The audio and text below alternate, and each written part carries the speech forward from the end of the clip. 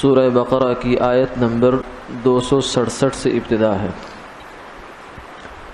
اعوذ باللہ من الشیطان الرجیم، بسم اللہ الرحمن الرحیم۔ یا ایہا الذین آمنوا انفقوا من طیبات ما کسبتم ومما أخرجنا لكم من الأرض ولا تيمموا الخبيث منه تنفقون ولستم بآخذيه إلا أن تغمضوا فيه واعلموا أن الله غني حميد۔ الشيطان يعدكم الفقر ويأمركم بالفحشاء والله يعدكم مغفرة منه وفضلا والله واسع عليم۔ يؤتي الحكمة من يشاء ومن يؤت الحكمة فقد أوتي خيرا كثيرا وما يذكر إلا أولو الألباب۔ اے ایمان والو، نیک کام میں خرچ کیا کرو عمدہ چیزیں اپنی کمائی میں سے اور اس میں سے جو کہ ہم نے تمہارے لیے زمین سے پیدا کیا ہے، اور ردی اور ناکارہ چیز کی طرف نیت مت لے جایا کرو کہ اس میں سے خرچ کرو، حالانکہ تم کبھی اس کے لینے والے نہیں۔ ہاں مگر چشم پوشی کر جاؤ تو الگ بات ہے، اور یہ یقین رکھو کہ اللہ تعالیٰ کسی کے محتاج نہیں، تعریف کے لائق ہیں۔ شیطان تم کو محتاجی سے ڈراتا ہے اور تم کو بری بات یعنی بخل کا مشورہ دیتا ہے، اور اللہ تعالیٰ تم سے وعدہ کرتا ہے اپنی طرف سے گناہ معاف کر دینے کا اور زیادہ دینے کا، اور اللہ تعالیٰ وسعت والے ہیں، خوب جاننے والے ہیں۔ دین کا فہم جس کو چاہتے ہیں دے دیتے ہیں، اور تو یہ ہے کہ جس کو دین کا فہم مل جائے اس کو بڑی خیر کی چیز مل گئی، اور نصیحت وہی لوگ قبول کرتے ہیں جو عقل والے ہیں۔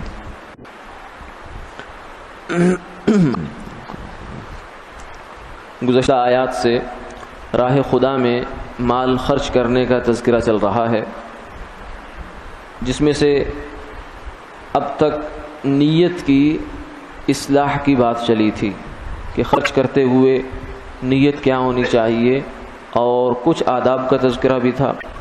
لیکن آج کی آیات میں ایک اہم بات اور ایک اہم ادب انفاق فی سبیل اللہ کا بیان کیا گیا ہے، اور دو مسئلے بیان کیے گئے ہیں۔ ادب یہ بیان فرمایا کہ اے ایمان والو، جو کچھ تم کماتے ہو لاتے ہو تمہارے پاس موجود ہے، اس میں سے جب خرچ کرنے لگو راہ خدا میں تو دیکھو کہ عمدہ چیز خرچ کرو۔ یہ جب اللہ کے راستے میں مال دینے لگے ہو تو ایسا نہ ہو کہ گھٹیا مال اٹھا کر راہ للہ دے دیا، زکوٰۃ ادا کرنے کا وقت آ گیا یا ویسے راہ للہ کچھ دینے کا وقت آ گیا تو چھانٹی کر کے دیکھا کہ جو مال گھٹیا ہے وہ اٹھا کر فقیروں کو دے دیا کہ یہ تو دینے ہی دینا ہے، لہذا اس کو اٹھا کر ان کو دے دو تاکہ یہ معاملہ ایک طرف نمٹ جائے، باقی جو صاف ستھرا مال ہے وہ اپنے پاس رکھ لیں گے۔ تو فرمایا ایسا نہ کرو۔ انصار میں بعض حضرات فرماتے ہیں کہ یہ آیت جو ہے اس موقع پر نازل ہوئی کہ ہمارے ہاں کچھ لوگ ایسا کرتے تھے کہ جب کھجوریں پک کے آیا کرتی تھی یا انگور پک کے آیا کرتے تھے تو اس میں سے ردی کھجوریں ایک طرف اور عمدہ ایک طرف، تو ردی کھجوریں اٹھا کر راہ للہ دے دی۔ ایک دفعہ ایک صاحب نے ایسے ہی کیا کہ کھجوروں کا ایک کھوشا اٹھا کر لائے اور مسجد نبوی میں اصحاب صفہ کا جو چبوترا تھا، صفہ چبوترے کو کہتے ہیں اصحاب والے، چبوترے والے لوگ، یعنی یہ وہ محتاج اور فقیر اور لوگ تھے کہ جنہوں نے اپنے آپ کو ہاتھ پاؤں توڑ کر محاورتاً یعنی اپنے آپ کو دین کا علم سیکھنے کے لیے فارغ کر لیا تھا اور وہیں پڑے رہتے تھے. بعض دفعہ ان کی تعداد جو ہے وہ 150 تک بھی پہنچی. یہ مسجد نبوی کے ساتھ پہلا مدرسہ ہے. اس وقت بھی جتنے بھی دنیا کے مدارس ہیں ان سب کو اصحاب صفہ کے چبوترے کی شاخیں کہا جاتا ہے. تو وہاں اہل مدینہ ان کے ساتھ تعاون کیا کرتے تھے، کھانے پینے کا نظم کر دیا کرتے تھے. تو ایک جگہ تھی وہاں لوگ لا کر کھجور کے خوشے لٹکا دیا کرتے تھے. ایک صاحب ایک دفعہ خوشہ لٹکا کر گئے. جب آپ صلی اللہ علیہ وسلم گھر سے باہر تشریف لائے، مسجد نبوی میں آئے اور آ کر دیکھا کہ وہ تو ردی کھجوریں ہیں، گھٹیا کھجوریں ہیں، تو آپ صلی اللہ علیہ وسلم کا جو چہرہ انور ہے وہ غصے سے سرخ ہو گیا کہ یہ کس نے حرکت کی ہے کہ اللہ کے مہمانوں کے لیے اور اللہ کے رسول کے مہمانوں کے لیے گھٹیا چیز. بہت زیادہ غصے کا آپ نے اس پر اظہار فرمایا. تو یہ آیت مبارکہ بھی نازل ہوئی کہ جس میں اس بات کی ترغیب دی گئی تھی کہ عمدہ مال راہ خدا میں خرچ کرو. ایک ظاہری عمدگی ہے اور ایک باطنی عمدگی ہے. ظاہری عمدگی تو یہ ہے کہ وہ کھانے کے قابل ہو، اچھا ہو، اور جیسا مال تم لینا چاہتے ہو ویسا دو، کیونکہ اللہ تعالیٰ کے ساتھ معاملہ ہے. اگر اللہ سے تم اچھائی کا مطالبہ کرتے ہو تو راہ خدا میں اچھا دو، اور اگر تم اللہ سے بھی ایسا گھٹیا لینا چاہتے ہو تو پھر ٹھیک ہے. تو ایک تو ظاہری خوبی بھی اس میں ہونی چاہیے، اور دوسرا یہ ہے کہ وہ مال حلال ہونا چاہیے. طیب کا لفظ دونوں معنی کو شامل ہے، ظاہر میں بھی اچھی چیز اور باطن میں بھی اچھی چیز، یعنی حلال سے ہو، حرام مال سے نہ ہو. اس لیے کہ حرام مال سے جو آدمی صدقہ کرتا ہے، راہ خدا میں دیتا ہے، اس پر تو اندیشہ ہے کفر کا کہ وہ ایک ناپاک چیز اٹھا کر کسی کو دے رہا ہے. کسی مہذب آدمی کو، کسی اللہ والے کو یا کسی بڑے آدمی کو آپ نجس چیز اٹھا کر دیں کہ یہ لے کھا لیں، تو یہ کتنی سخت جو ہے بات ہے. تو اللہ تعالیٰ کے دربار میں دے رہے ہیں. کیوں؟ اصل بات یہ ہے کہ جب آدمی مال خرچ کرتا ہے راہ خدا میں تو بظاہر وہ فقیر کو دے رہا ہے، بظاہر وہ محتاج کو دے رہا ہے، لیکن در حقیقت اللہ کو دے رہا ہے. اس لیے فرمایا الصدقۃ تقع فی کف الرحمن. صدقہ جو ہے یہ پہلے اللہ کے ہاتھ میں جاتا ہے اور پھر اللہ تعالیٰ فرماتے ہیں کہ اب میری طرف سے لے، ٹھیک ہے، اب فلاں فقیر تک پہنچا دو. تو اس لیے فرمایا کہ یہ صدقہ اور زکوٰۃ ہے یہ تو فقیر کا احسان ہے کہ اس نے ہم سے لے لیا.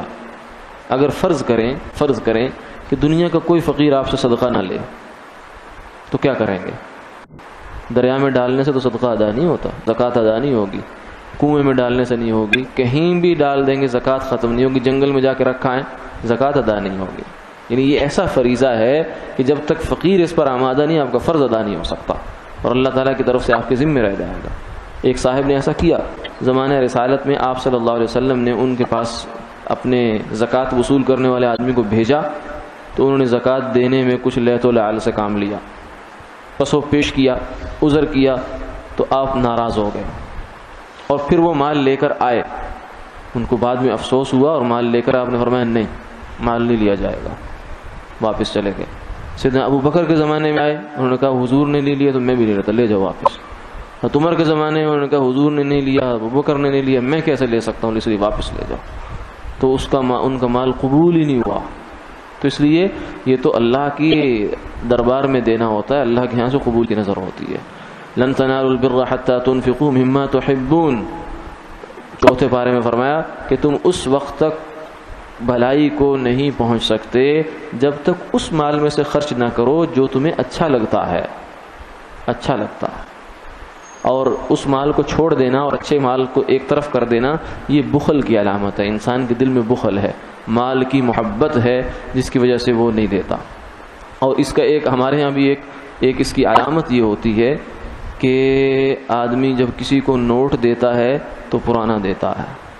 2 نوٹ اگر اس کے پاس مساوی موجود ہیں، ایک نیا ہے ذرا اچھی حالت کا ہے اور ایک ہلکی درمیانی حالت کا ہے، تو کوشش کرے گا کہ نیا نوٹ اپنی جیب میں رکھے گا اور پرانا اگلے کے ہاتھ میں تھما دے گا.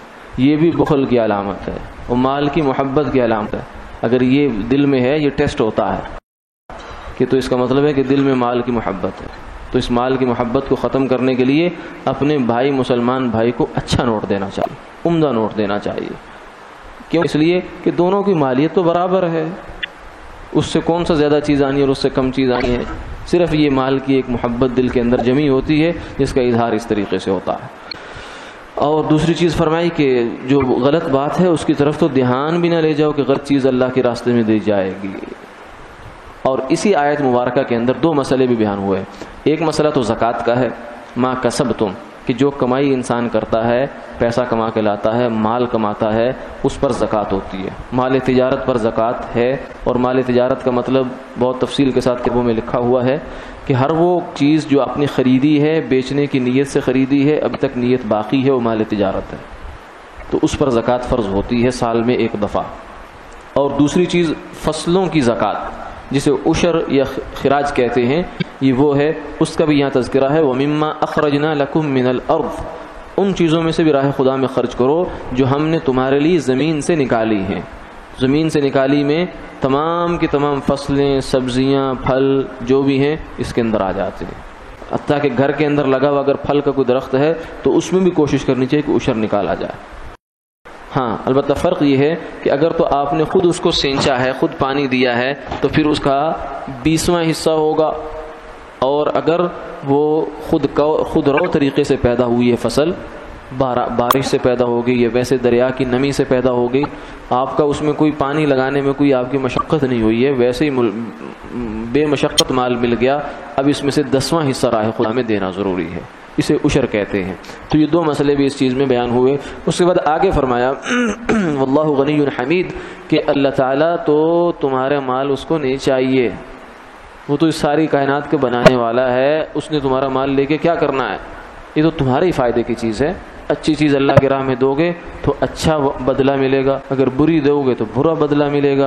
الشیطان یعدکم الفقر، لیکن آگے ساتھ ہی یہ فرما دیا کہ شیطان ایسا ظالم ہے کہ جب بھی آدمی مال خرچ کرنے لگتا ہے راہ خدا میں تو آ جاتا ہے اور آ کر کہتا ہے کہ ابھی نہ خرچ کرو، کوئی پتہ نہیں کوئی آڑا وقت آ سکتا ہے، کوئی مشکل وقت آ سکتا ہے، کچھ ہو سکتا ہے، کچھ ہو سکتا ہے، کچھ ہو سکتا ہے، اس لیے مال کو بچا کر رکھو، خرچ نہ کرو راہ خدا میں، کیونکہ راہ خدا میں مال خرچ کرنا اللہ کو بہت محبوب ہے۔ تو شیطان اس عمل سے بہت زیادہ روکے گا جو اللہ کو بہت زیادہ محبوب ہے، تو وہ آ کر طرح طرح کے وساوس ڈالتا ہے اور کہتا ہے مال خرچ کر دیا کنگلے ہو جاؤ گے، کل کو محتاج ہو جاؤ گے، یہ ہو جائے گا، وہ ہو جائے گا، طرح طرح کی تصویریں بنا کر پیش کرتا ہے۔ اللہ فرماتے ہیں کہ یہ تمہیں ڈراتا ہے۔ وَيَأْمُرُكُمْ بِالْفَحْشَاءِ، اور بری باتوں کا حکم کرتا ہے۔ یعنی ایک بندے کے پاس مال موجود ہے، ضروریات سے، گھر کی کفالت سے زائد مال موجود ہے، بینک میں رکھا ہوا ہے، لیکن وہ اس کے سامنے اگر لایا جائے کسی محتاج کو، غریب کو، کسی مسجد کو، مدرسے کو، فقیر کو دے دو تو کہتے ہیں نہیں نہیں نہیں نہیں، پتہ نہیں کل کو میرے ساتھ کیا صورت پیش آئے، میں مال بچا کر رکھنا چاہیے، ریزرو رکھنا چاہیے، احتیاط رکھنی چاہیے۔ لیکن دوسری جانب یہ شیطان نے اس کو پٹی پڑھائی، دوسری جانب شیطان اس کو یہ کہتا ہے کہ بیٹے کی شادی آ گئی ہے، گل چھرے اڑا، فلاں چیز پہ اتنا خرچ کر دو، فلاں پہ اتنا خرچ کر دو، فلاں پہ اتنا خرچ کر دو، ادھر کہتا ہے کہ اتنا لگا دو۔ یعنی وہ ایسا مال ہے جو کسی بچے کے نہ بیٹی کے نہ بیٹے کے کام آیا، ہوا میں اڑ گیا، ختم ہو گیا، وہ کس کے کام آیا؟ جو دکھاوے کے لیے خرچ ہو گیا کس کے کام آیا؟ لیکن یہاں شیطان فل ترغیب دے گا، اس کو مکمل ترغیب دے گا، کرو۔ وَيَأْمُرُكُمْ بِالْفَحْشَاءِ، اور وہ شیطان تمہیں فحشاء، برے کاموں کا، بخل کا، اور پھر اس کے بعد اسراف کا، بری جگہ پر خرچ کرنے کے حکم دے گا۔ یہ اندر کی ہماری نفسیات ہیں جو اللہ کھول کھول کر بیان کرتا ہے، قرآن پاک ہمارے اندر سے ایکس رے کر کے لاتا ہے۔ وَيَأْمُرُكُمْ بِالْفَحْشَاءِ وَاللَّهُ يَعِدُكُمْ مَغْفِرَةً مِّنْهُ وَفَضْلًا، لیکن فرمایا شیطان کی بات پہ کان نہ دھرنا، اللہ تمہیں وعدہ دیتے ہیں کہ یہ مال خرچ کرو گے تو مغفرت ملے گی، اللہ بخش دیں گے تمہیں، تمہارے گناہ بخشیں گے۔ اللہ کو سخی بہت پسند ہے، اور بخیل الشح شجرۃ فی النار، بخل فرمایا جہنم کا درخت ہے، جس کے اندر جتنی جڑ پکڑتا ہے وہ اتنا جہنم کے اندر اس کو کھینچ کر لے جائے گا۔ اور سخاوت جو ہے السخی قریب من اللہ ومن الناس، سخی اللہ کے قریب ہے، لوگوں کے قریب ہے۔ والبخیل بعید من اللہ وبعید من الناس، اللہ سے بھی دور اور لوگوں سے بھی دور۔ واللہ واسع علیم، اللہ بہت وسعت والے ہیں۔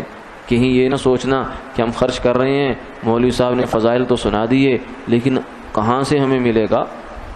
فرمایا کہ یہ جو پہلے دیا تھا یہ کس نے دیا تھا؟ جس خدا نے پہلے تمہیں اتنا دے دیا وہ پھر بھی دے دے گا، اور اس کے خزانوں میں کون سی کمی ہے؟ واسع ہے، علیم بھی ہے، وہ جانتا بھی ہے۔ یہ بھی نہیں اللہ کو معلوم ہے کس نے کتنی پائیاں خرچ کی ہیں، کتنے روپے خرچ کیے، سب جانتا ہے۔ یؤتی الحکمت من یشاء، فرمایا کہ یہ جو سمجھ ہے گہری سمجھ دین کی، گہری سمجھ کسے کہتے ہیں؟ یہ آیت بہت اہم ہے، سمجھنے کی بات ہے۔ فرمایا کہ گہری سمجھ جو ہے وہ کہتے ہیں کہ ظاہر میں تو کچھ نظر آ رہا ہے لیکن آدمی اس ظاہر کو چھوڑ دیتا ہے اور دور کی نگاہ رکھ کے فیصلہ کرتا ہے۔ مثالاً ایک بندہ آپ کے پاس آتا ہے، کہتا ہے میرا بڑا بزنس ہے، آپ میرے پاس ₹1,00,000 انویسٹ کریں تو میں آپ کو مہینے کے 20,000 روپیہ دوں گا۔ اب ظاہر میں تو یہ لگتا ہے بڑا نفع بخش کام ہے، لیکن آپ کسی سمجھدار کے پاس جاتے ہیں، بزنس مین کے پاس جاتے ہیں، بھائی ایسے ایسے مجھے ایک آفر لگ رہی ہے کہ اگر میں جمع کراؤں گا، انویسٹ کراؤں گا، 20,000 آئے گا، تو وہ کہے گا بیوقوف ہے، یہ ایسا کب ہو سکتا ہے کہ کاروبار میں اتنا نفع کہاں سے آ سکتا ہے؟ یہ تیرے ساتھ چکر ہو رہا ہے، چند دن تمہیں نفع ملے گا، اس کے بعد تیرا سارا سرمایہ ہڑپ کر کے بھاگ جائے گا۔ یہ ہوتی گہری سمجھ۔ اگر یہ آدمی ظاہر پہ چلے گا تو کل کو نقصان اٹھائے گا، اور اگر گہری سمجھ کو دیکھے گا تو پھر وہ اسے جو ظاہر میں نظر آ رہا ہے اس کو چھوڑ دے کے کہ نہیں، یہ نفع اگرچہ مجھے دکھ بہت رہا ہے لیکن کل کو میرا اصل بھی جائے گا، اس لیے اس کو چھوڑ دیتا ہے۔ اسے گہری سمجھ کہتے ہیں۔ یؤتی الحکمت، فرمایا کہ یہ جو حکمت کی بات ہے گہری سمجھ کی، یہ اللہ جس کو چاہتے ہیں عطا فرماتے ہیں۔ یعنی ظاہر میں جو مال انسان صدقہ کرتا ہے راہ خدا میں، وہ مال کم ہو جاتا ہے، لیکن اگر دور کی نگاہ رکھے گا، اللہ کے خزانوں پر نظر رکھے گا، نظر دور کی رکھے گا، تو اسے وہ مال کم نہیں ہوگا بلکہ اس اللہ کے ہاں بہت بڑھ جاتا ہے۔ وَمَن يُؤْتَ الْحِكْمَةَ فَقَدْ أُوتِيَ خَيْرًا كَثِيرًا، اللہ جسے یہ سمجھ عطا فرما دیتے ہیں، اپنے فرمان، اپنے رسول کے فرمان کی سمجھ عطا فرما دیتے ہیں، فَقَدْ أُوتِيَ خَيْرًا كَثِيرًا، یہ تو بڑی خیر لے اڑا، بڑی خیر لے اڑا۔ وَمَا يَذَّكَّرُ إِلَّا أُولُو الْأَلْبَابِ، لیکن فرمایا کہ یہ سمجھ عقل والوں کو آتی ہے، کم عقلوں کو نہیں آتی۔ اور عقل والے ہی ہیں جو اللہ کی بات پر بے چون و چرا ایمان لاتے ہیں اور اللہ نے جو وعدے کیے ہیں انہیں تسلیم کرتے ہوئے کام کر گزرتے ہیں۔ وآخر دعوانا ان الحمد للہ رب العالمین۔ اللهم صل على سيدنا ومولانا محمد وعلى آل سيدنا ومولانا محمد وبارك وسلم ثم صل عليه. اللهم إنا نسألك العفو والعافية والمعافاة في الدين والدنيا والآخرة يا أرحم الراحمين يا أرحم الراحمين يا أرحم الراحمين يا حي يا قيوم يا ذا الجلال والإكرام بيدك الخير إنك على كل شيء قدير إنك على كل شيء قدير. اللهم اغفر لنا وارحمنا وعافنا واهدنا وارزقنا. اللهم نافعا غير ضار اللهم نافعا غير ضار اللهم نافعا غير ضار. وصلى الله تعالى على خير خلقه محمد وآله وصحبه أجمعين برحمتك يا أرحم.